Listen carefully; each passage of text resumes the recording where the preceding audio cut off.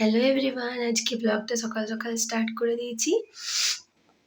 এখন প্রায় 6:30 মতো বাজে সকালে। আর আজকে ছেলের স্কুল নেই, আজকে সানডে ছুটি। কিন্তু আমার ওর স্কুলের টাইমিংয়ের জন্য এমন অভ্যেস হয়ে গেছে যে সকাল সকাল আমার ঘুম ভেঙে যায়। তো সকালবেলায় চাটা আমিই করি। তো চা বসিয়ে দিয়েছি,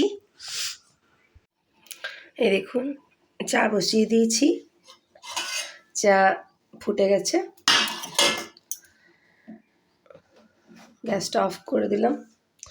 কালকে রাত্রে প্রচণ্ড ঠান্ডা লাগছিল, শরীরটাও ভালো লাগছিল না, তাই বাসনগুলো পড়ে আছে। ঠান্ডাও লেগে গেছে প্রচণ্ড। বাসনগুলো ধুয়ে নেব, নাহলে মা সকালে উঠলে এখনই তাড়াহুড়ো করে বাসন ধুতে লেগে যাবে। এবারে আমি আমার ঠাকুমাকে চাটা দিয়ে নেব।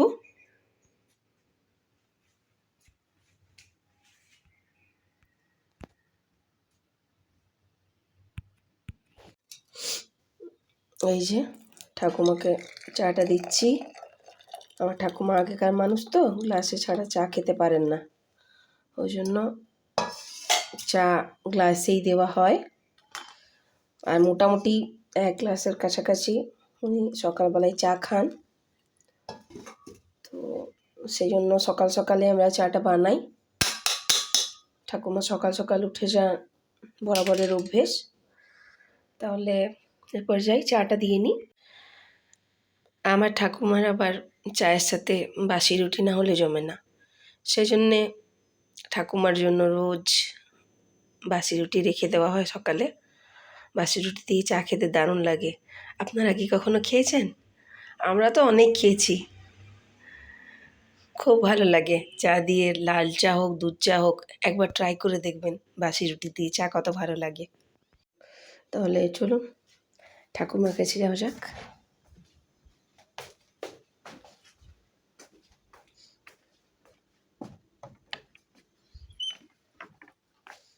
দিদা, না চাটা। না না না না শুইনি। আমারও সকালবেলাতে উঠে উঠে অভ্যাস হয়ে গেছে পেটের জন্য, জানোই তো।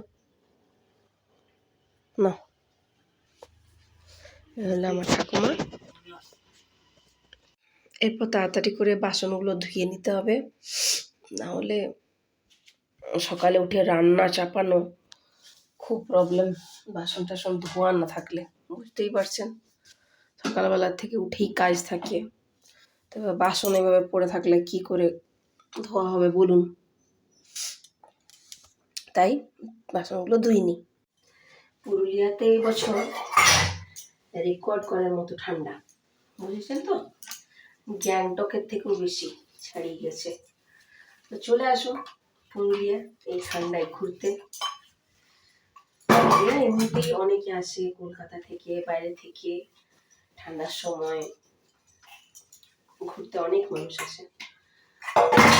তো আপনারাও চলে আসুন, কিন্তু এই ঠান্ডার মধ্যে বাসন ধোয়া, কাপড় কাচা, মানে আমরা বাড়ির কাজ নিজের হাতে করি, তাদের এই ঠান্ডায় একটু কষ্টই আছে।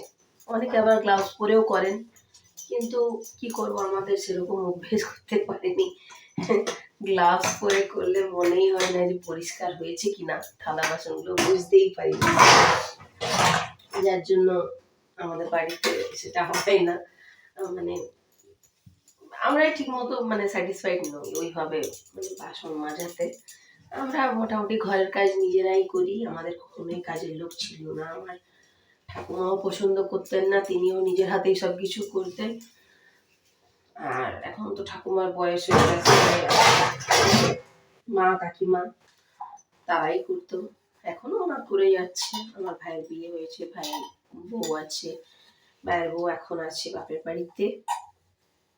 ভাইয়ের মেয়ের সাথে, ভাইয়ের বউয়ের সাথে আপনাদের নিশ্চয়ই পরিচয় করাবো। আমার ভাইয়ের মেয়ে এখন 3 মাস বয়স। তো তারা আসুক, আপনাদের নিশ্চয়ই দেখা হবে। সবার সাথে আমি আপনাদের পরিচয় করাবো। তাহলে এখন তাড়াতাড়ি করে বাসনগুলো মেজে নিই, আবার আপনাদের সাথে আমি পরে কথা বলবো। আজকে। চলুন এই ঠান্ডা জলে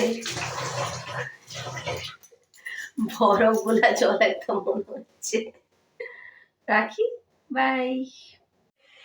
এখন বাজে প্রায় 7:05। আমার বাসন ধোয়া কমপ্লিট হয়ে গেল। এই যে সব গুড় করে রেখেছি, জল ঝরলে এবার উঠিয়ে রাখবো।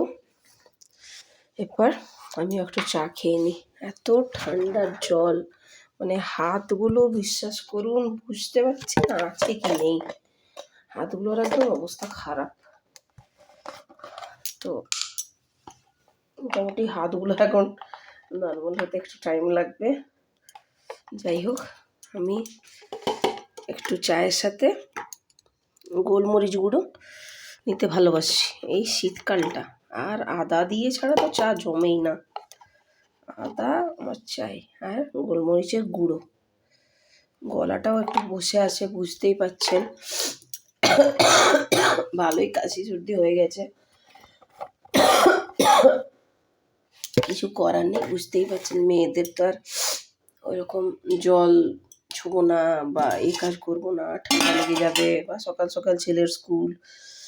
তো মেয়েদের শরীরে সবই সয়।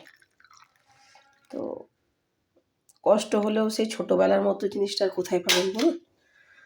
ছোটোবেলায় মা বাবারা বলতো ছেড়ে দে ঠান্ডা লেগে যাবে, ছেড়ে দে ঠান্ডা লেগে যাবে। এখনও বলে, মিথ্যে বলবো না, এখনও আমার মা আমাকে করতে দেয় না। কোনো সময় যদি কাশি বা কোনো সময় শরীরটা খারাপ লাগে এখনও বলে ছেড়ে দে, আমি করে নেবো, আমি করে নেবো। কিন্তু মায়েরও তো বয়স হচ্ছে। এর সাথে আমাদের এই বিস্কিটটা সবাই খুব পছন্দ করে। মিষ্টি বেশি নেই, বাট হেলদি। আর এখন খেতে এতটাই ভালো লাগে, মানে কিছু বলার নেই। আর দুধ চার থেকে আমরা সবাই লাল চাটাই বেশি পছন্দ করি, তাই লাল চা। আর এই যে ওই বিস্কিটটা নিলাম, এই যে এই বিস্কিটটা দেখালাম, এই বিস্কিটটা তাহলেই আমার সকাল শুরু।